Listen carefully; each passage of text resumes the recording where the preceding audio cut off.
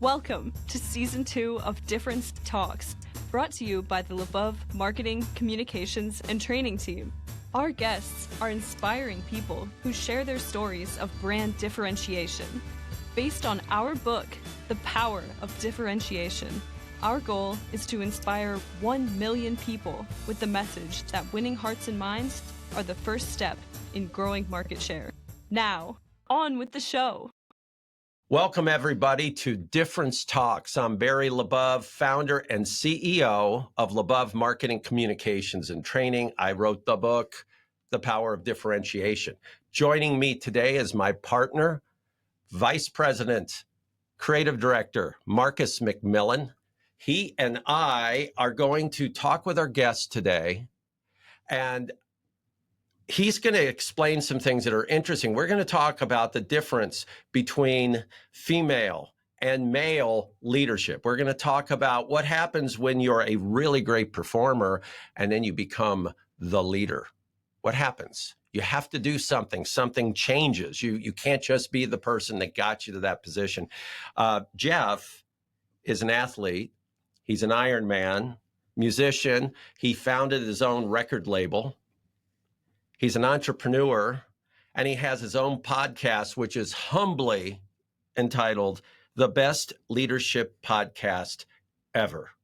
So, Jeff, share your story, and I think we're going to have a lot of fun today. I think so too. Thank you, guys. It's great to be here with you. My story, you said we've got 11 hours, right? Because we have 11 hours. Strong 10-hour set on my story. I'm a recovering entrepreneur. So as you mentioned, Barry, I started 3 companies in 3 different industries, 3 types of companies, and each one was acquired by a public entity. At which point I then worked as leadership within that public company, each of them. So I've been, for better or worse, involved in every single stage of company growth. And in that process, I think I've made all the mistakes. And so the good news is I've tried to learn a lot from them.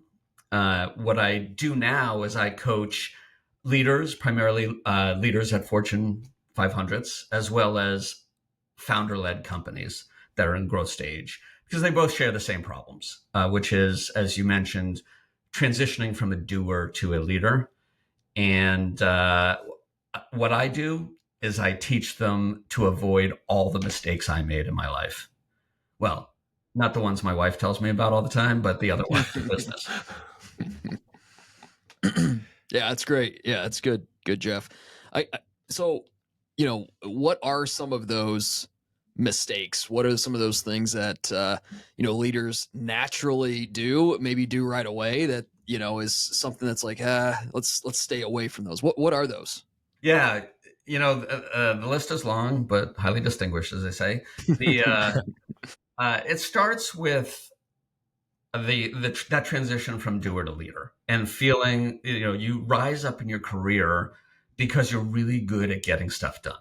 Sure. And sometimes you're really good at communication, and maybe you're working really hard all the time to get it done. And then all of a sudden you get your VP stripes, and that's not what's going to be successful for you, right? Like working that hard, doing stuff is not what a leader in the company is supposed to be doing. And so it's hard for people to let go of, I define myself by getting stuff done. And now all of a sudden I have to change what I'm doing. I don't understand how to do that. I can't tell you the amount of leaders that I've talked to about this, that I've coached about this. In the beginning, they say, I don't know how I'm going to fill up my time doing strategy, right? And I said, trust me, you'll have a lot to do. But then they realize, like, a lot of it, they just don't know what they don't know. And when it comes to entrepreneurs, this is actually much worse. And I am talking in the mirror here to myself, right? Because an entrepreneur, a successful entrepreneur, let's say they get to multi-million dollars in revenue, right? They got there because they were focused on the money. They had to know everything that was happening in their business. They had to have all the answers to everything. Now, when you become a leader, though, you have to stop having the answers and just have the questions, right? Your job is to ask questions, not to give answers. And that all the stuff you did selling, all the things you did to fully understand how customer service works, how your sales process works, how operations works, you got to let that go. And it's really hard to say, you've been really successful as the person who you are. Now stop being that person. And 0.01% of entrepreneurs are successful getting to past that stage. It's 0.01%. 0.01% can get their company above the 10 million mark and scale of founders, right? Most all of them, the vast majority of them, can't make that transition and can't create massive scale. And keep coaching us here, because some of us are those entrepreneurs, and we have audience participants that are very, very entrepreneurial, as well as some very, very large companies where the leaders really have that. Coach us more. What do we need to learn? What are the most high impact learnings you can share with our group? So here's one secret. Is I don't really know much, right? Like, people think I know a lot, and as I tell people, and I mentioned briefly a second ago, is you have to stop giving the answers and start just asking questions. And the good news is there's only 4 questions, right? What, how, when, and why. What are you doing? When are you doing it? How are you going to get it done? And why are we doing this? And I got an example of this senior leader, female leader at a Fortune 500 I was working on. She inherited a $50 million business that she had to run. And it was turnaround. It was a really tough job. I was brought in to help her and the leadership team. And there was, I'd be involved in brainstorms. People tend to bring me into brainstorms to help for my quote unquote creativity. And so we have this brainstorm, and she, as the leader of the company, didn't say anything. And I said to her at the end, like, why didn't you say anything? She said, my mind doesn't work that way. You guys are so creative with brainstorms. And I said, well, let me tell you my secret. And she's the only one that I told this to. So since it's just the 3 of us, please keep this a secret. Okay, you have our word. Thank you. I don't come up with ideas in brainstorms. When I hear something that sounds viable or interesting, I just ask them more. How would we do that? What do you think would work? Why is that a good idea? And that stimulates more conversation. And she did that in the next brainstorm she was in, and lo and behold, she stole my act. I had nothing to say anymore. And so it's that kind of humility of, even if you know the answer, you still have to ask them the question, and empowering people. So I'll add on to that and ask you this.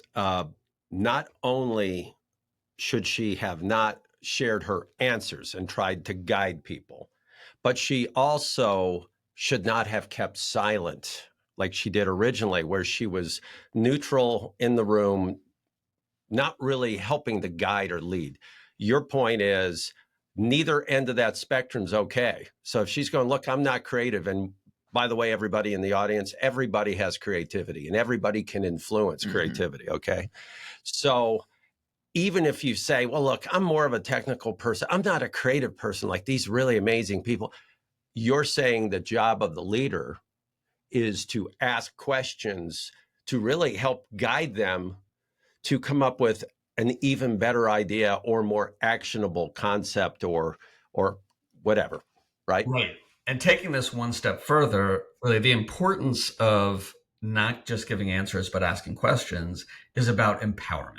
And empowering your employees is arguably the most important thing you should be doing as a leader, and what successful leaders do well. Because people who are empowered feel more value, they're more inspired, they work harder, they're more creative, they're more innovative, they're more productive. And this goes back, there's a study, the IKEA effect. You guys know what the IKEA effect is? So there's, for those who don't, I'll give the brief synopsis. Researchers at Harvard, Yale, and Duke got together. I thought that this must have been like they were all drunk at a bar and thought, you know what? This would be a stupid thing for us to try. Let's give it a shot. And so what they did, what these three different researchers did, is they brought a group of people in and individually showed them a piece of IKEA furniture and asked them to guess the price of that, the value of that furniture. Then they brought in another group, and one by one, they had each of them build the furniture and then guess the price. And in every statistically significant result was the people who built it showed higher value or guessed higher value in the merchandise. And that is called the IKEA effect. And it's been utilized and proven in almost every industry, right? And it's why Chipotle or Sweetgreens or, you know, these companies that are Nike, you can customize your shoes, they're involving the end user in the decision, which empowers them, makes me feel great about the brand. It makes me feel like I have ownership, and I'm more excited to do that. And that's what asking questions does, as opposed to giving answers. Interesting, because yeah, typically you'd think, wow, so I've got to do work to put this together, and you know, I would reduce but instead, to your point, to the researcher's point, it's you feel more ownership, empowerment. You're more connected to that final product. That's very interesting. Absolutely. Yeah. So Jeff, I mean, as a leader, you're obviously doing more than asking questions. Can you help guide our audience on like when to ask, when to lead, when to inspire, when to do these different, obviously leadership type characteristics, when to find those points that you need to switch it on and make the change? Right. You know, the analogy I use, I got an analogy for everything. That's all right. The analogy I use is the gutter guard in bowling, right? When you were a kid and they put the little guards up so you don't screw it up. That's the leader's job, is to be that gutter guard, to make sure that when your staff, your subordinates are rolling the ball down the aisle, that they don't go too far to the left or too far to the right, right? It's you want to help them get that strike. And so part of the starting with questions, right, is making sure they know the direction that it's going, in a good direction. And if they don't have a good direction, it's, well, maybe that's not the best. Let's talk about different ways, or let's talk about ways that that's not a great choice.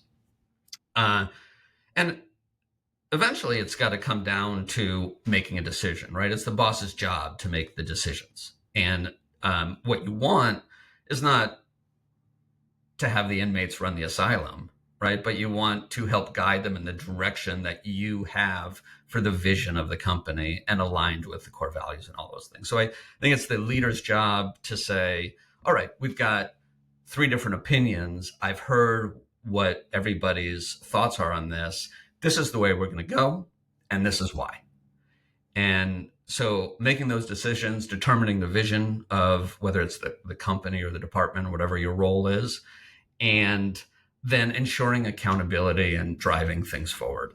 And again, being that gutter guard to make sure everybody, as to quote Stephen Covey, everybody's in the right seat, headed in the right direction, doing the right thing.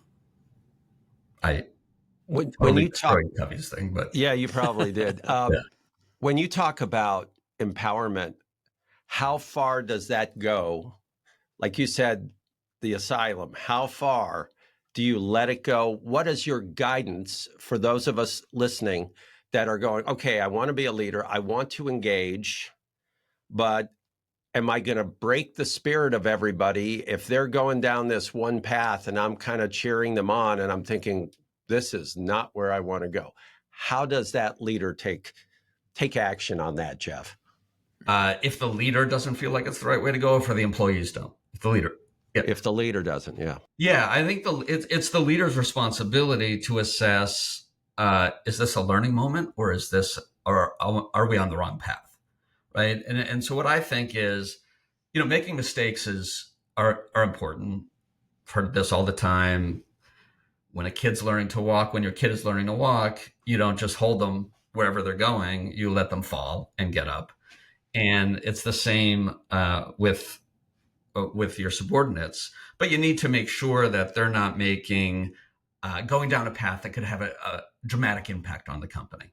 And as I say, are you going to lose clients? You're going to lose a lot of money. You're going to cost us a lot of money. If any of those things, let me teach you how to do it and we'll get in the right direction. If you've got an idea of how to set up Slack in a different way, and I think it's a bad idea, and we talk about it, and you really love that, okay, well, maybe we try it out and see what happens. But it is the leader's job to make sure to be those gutter guards where maybe the other side of the gutter guards are losing clients and losing a lot of money, and we're not going to do that, right? And I'm going to pull in, take a little more control of the helm in order to make sure that we stay on track. I like what you said there, because it's not all fluffy stuff where, hey, I'm this easygoing leader and I'm letting people do what they want. You have to step in. Also, one thing you said is that we have to be able to identify the hill that we want to die on and say, well, okay, we cannot go down that way, as well as lighten up a little bit. And if somebody wants to experiment with something and it's not going to hurt anything, and by the way, they may be right, just ease off and say, okay, let's give that thing a shot. And like you said, that could be the learning moment where they determined, boy, that doesn't work. Or it could be your learning moment where you go, wow, that was a great idea. Yeah. And that's a really important point, because leaders sometimes feel like they're right. We're all biased, right? We all think of things through our history, our perspective, whatever. Did we have a good day or bad day? It's really important in life, I think, to let go of your perceptions and think, what if I'm wrong? What if that was a better idea? Mm-hmm. And what would that mean? And sometimes that leads to, that's a really bad idea, right? Like, should I go listen, I'm in California, so it might be too soon for this one, but do I go in the dry brush and start smoking a cigar? Probably not a great idea. Right? But in other times it could let go of, okay, what if I'm wrong? Is it going to hurt anything if I'm wrong? If not, let's see. What we're going to talk about when we come back, Jeff is going to share something that I hope our audience really wants to listen to. And that is, he actually will work more often than not with the female leader in these organizations. And he's going to share, okay, what are the differences? Why Jeff, the person working with the female in the organization? So it's very, very interesting. When we come back from Difference Talks, you're going to really enjoy what Jeff says. So stay tuned. Difference Talks is a LaBeouf production. Our focus is differentiation, and we believe it's more important than ever to differentiate your brand and experience. Contact us at labeouf.com for a conversation. We'd love to connect with you.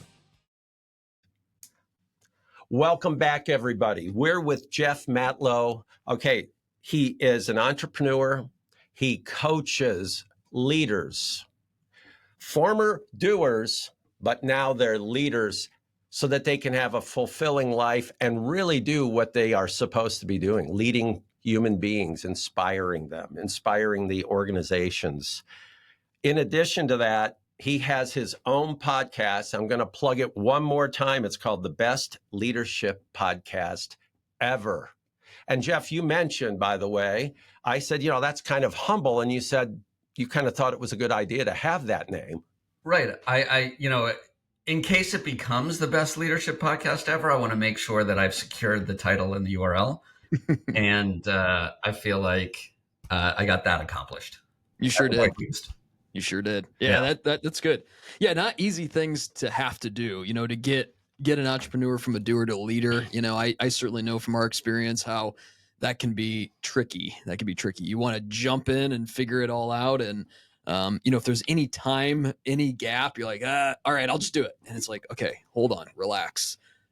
So we kind of shared a little bit of the differences between male, female leaders in some of your conversations and your coaching and your teaching. Share that with us, Jeff. I mean, what are you seeing that's difference between the two, and why? A little bit of that. Yeah, there are a variety of things. First of all, let me start with the study. There was a study that showed, unsurprisingly, the most productive workers in the workforce are mothers of 2 or more children. And, at first, I thought, oh, wow, that's really interesting. And the second, I realized 2 things. One, as we know, if you want something done, give it to a busy person. And number 2, to be a mother of multiple children, you have to have yourself organized. You need to know what's going to happen during the day. You need to be good at operations. You need to be good at managing people, making sure your communication is good, so little Johnny stops writing on the walls, and then assemble like herd cats, and that's leadership. And so, for one side, I have a lot of respect, just in general, for the subset of women who are mothers, who are workers. But more importantly, what I find is that women have more or interested in more self-awareness, right? And we know women have more empathy than the average man, which is good and bad, and I'll explain that in a second. But I firmly believe that at least some level of self-awareness or an interest in self-awareness is important to be a great leader, because it requires you to look at what you're doing, to think, yeah, that was probably a really bad idea, and let me make sure I look at and try to change that in the future. It requires understanding how people are reacting to what you're doing and how to best motivate them. And I find this is not a general, like, all women aren't better than all men, but I find that women excel at this more easily than men do. And when it comes to empathy, women do have, studies have shown, women have more empathy in general than men. That allows for greater connectivity, but it also, on the flip side of that coin, they end up apologizing more, right? And end up feeling bad about themselves. And there was a study, I forget where it was, but the study found that men and women will both apologize the same amount when they feel empathy towards somebody else. It's just women feel empathy more, right? And so they are apologizing more. That works against them. And also, there are all these other, like, women will not negotiate as much as men. And so when it comes to equal pay, like, if a company is allowing people to negotiate their salary, there is no equal pay, right? Because men will negotiate harder and women will be paid less. And so what the benefit I have in working with women is I've been their boss if they have a male boss. I've been in male-centric cultures. I know the side of who they're talking to, right? I know what their boss is going to say.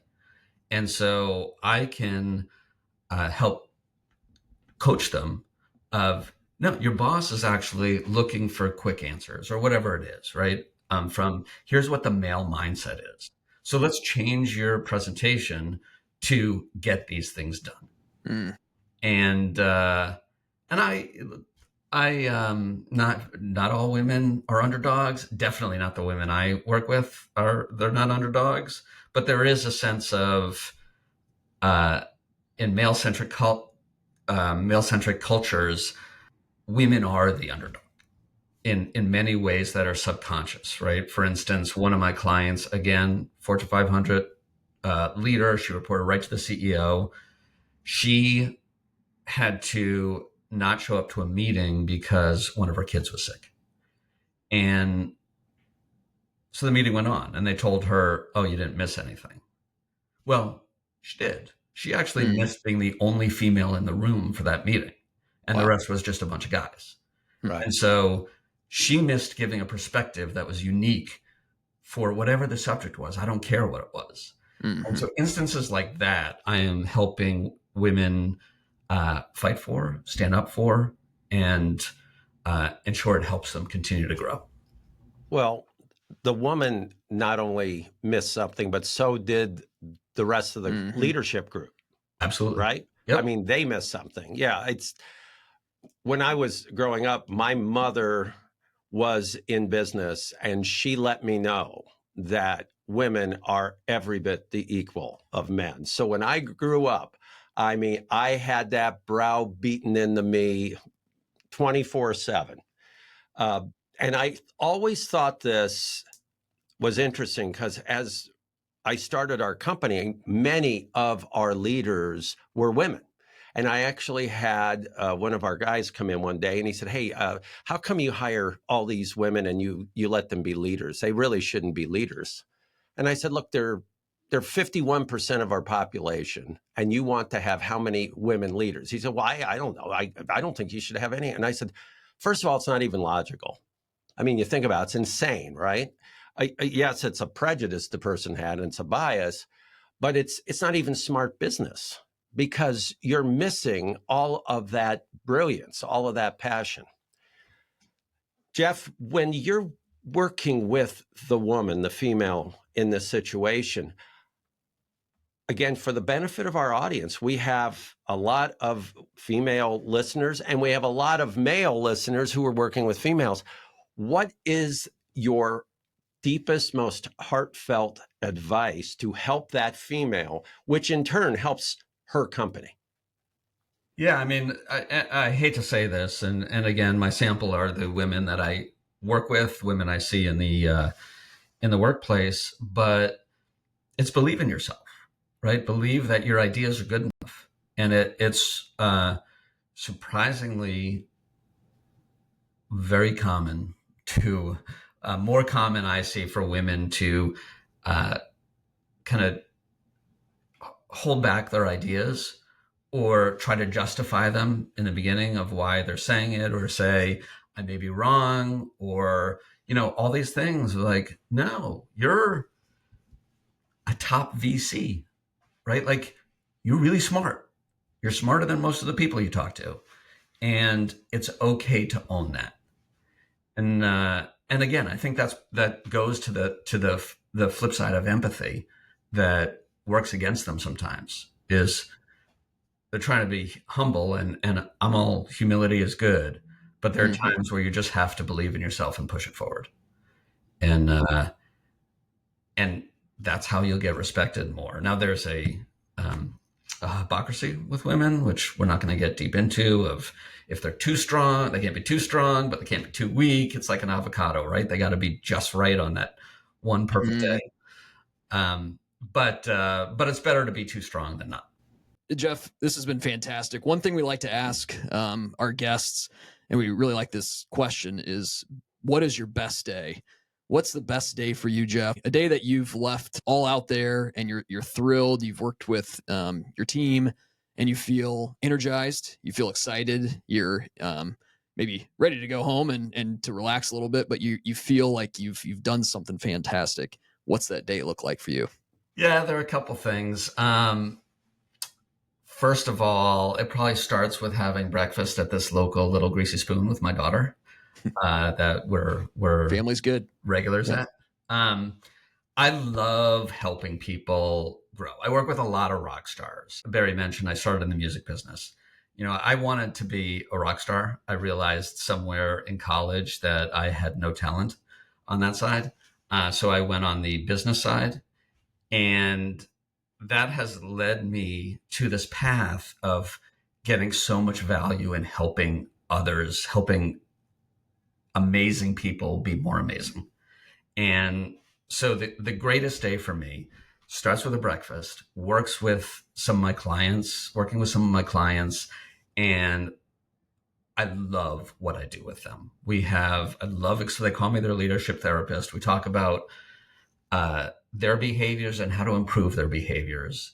I learn a lot about myself in the process. They learn about themselves. And I get so emotionally invested in their success. My days are usually filled up with those calls. Take a break in the afternoon, go for a run, and come back, do some writing, and and then spend the night with my family. That is the perfect day for me. So many of the people that turn to our podcasts are those exact people. Mm-hmm. They're great people. They're smart. They're budding rock stars or are rock stars. What are the secrets? You mentioned one earlier, but what are the secrets or the most impactful things you can share with our audience today? Yeah, I say I got a long list, but let me give you a few. Number one is know who you are and what you stand for, right? Like what are you going to die on the hill for? For me, for instance, it's trust, integrity, accountability, honesty, transparency. Second, what are you motivated by? And owning that. And there's money, there's ego, there's supporting others, there's ideology. There's no bad, right? There's no bad, but understanding, here's what gets me really excited. Here's what I stand for. Here's what gets me really excited. And then it's empowering people and being curious about how to grow, how to learn, not just with yourself, but how to help other people grow. And that means asking, what do they want? What do they want to accomplish? And how can I help them get there? What do we want to accomplish as a company, as a department, as a leader? And how can we get there? And then believing in yourself of, listen, you come up with a plan A and you go for it. And you know, plan A never gets to the finish line, right? But as long as you start with plan A, eventually you'll get to plan Q and beyond.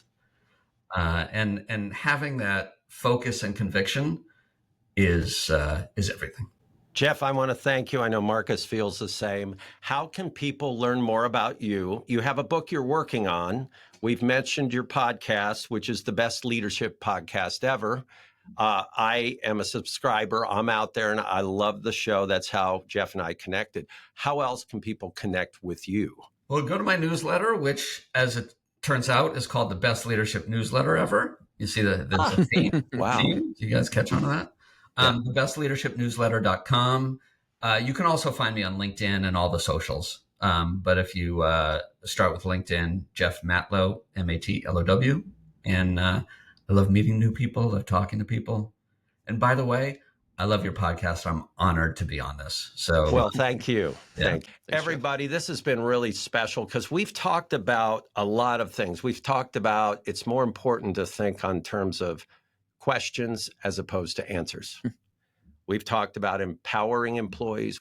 We've talked about questions that should be in front of us, the what, when, how, and why. So lots to consider today, lots to unpack. Jeff Matlow, thank you so much. Marcus, thank you for joining us today on Difference Talks. Thank you. Thank you for joining us on Difference Talks. All of us at LaBeouf are proud to celebrate great people with inspiring messages. Difference Talks was created, produced, engineered, and performed by the LaBeouf team. Even the music is original.